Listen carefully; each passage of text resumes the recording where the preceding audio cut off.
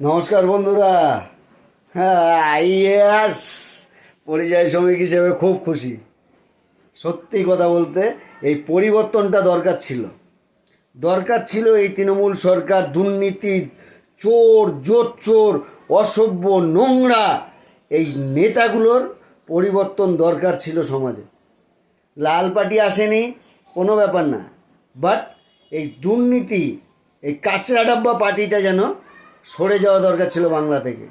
আমার থেকে বড় খুশি আজকে, হয়তো জানি না যারা যারা জিতেছে অনেক হবে, কিন্তু আমি এমন একটা মানুষ যে এত দূরে থেকে সত্যি কথা খুব খুশি। সকাল 7:30 থেকে টিভির সামনে বসেছিলাম এখন, আর আমি বলেছিলাম, আমাকে বাড়ির লোক সবাই না বলেছিল এই শাসন ব্যবস্থার এগেনস্টে কিছু বলো না, বাড়িতে গেলে খুব অশান্তি হবে। সেই জায়গায় দাঁড়িয়েও আমি যতদূর পারি চেষ্টা করেছি, কিন্তু আজকে 7:30 থেকে নিউজ দেখে যেইভাবে মনে হলো এই পরিবর্তন হলো, নিজের চোখে দেখলাম, সত্যিই খুব খুশি।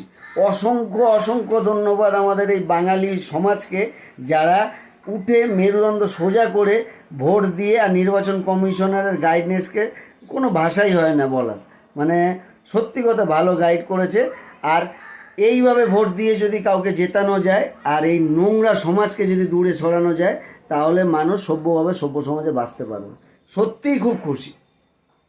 এই দুর্নীতি, চোর নেতা সব পাড়ায় পাড়ায়, বুথে নেতায় সব চোর, চোর, জোর চোর। মানুষের রক্ত এরা বিক্রি করে পয়সা খেয়েছে।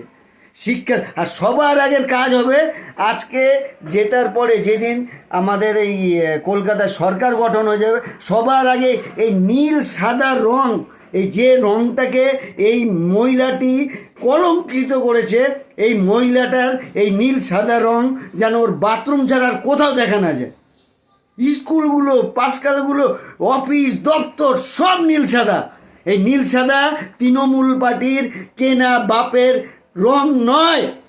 মানুষ পরিচয় দিয়ে দিয়েছে, আর ঠিক করেছে। সবার আগে বিজেপি সরকারের উচিত এই নীল সাদা রংটা মুছে দেয়া। লজ্জিত বাংলার কলঙ্ক। না হিন্দু না মুসলিম, কোন জাতের কে জানে, বেজাত অজাত কুজাত। সিপিএমকে হারানোর সময় বিজেপির সাপোর্ট নিয়ে যেভাবে ইনি নোংরা রাজনীতিতে নেমেছিল, তারপর থেকে ইনি বাংলাটাকে বিক্রি করার জন্য বাংলার মানুষকে বিরক্ত করে আমাদের বাংলা ছেড়ে বাইরে কাজ করে এত বছর খেতে হয়, একটাই কারণ হচ্ছে এই মেয়ে ছেলে। এই মহিলাটা না ঘরের না বাইরের কাউর সাগানা, আর হয়ও নি। আজ বাংলার মানুষ সেটা প্রমাণ করে দিয়েছে।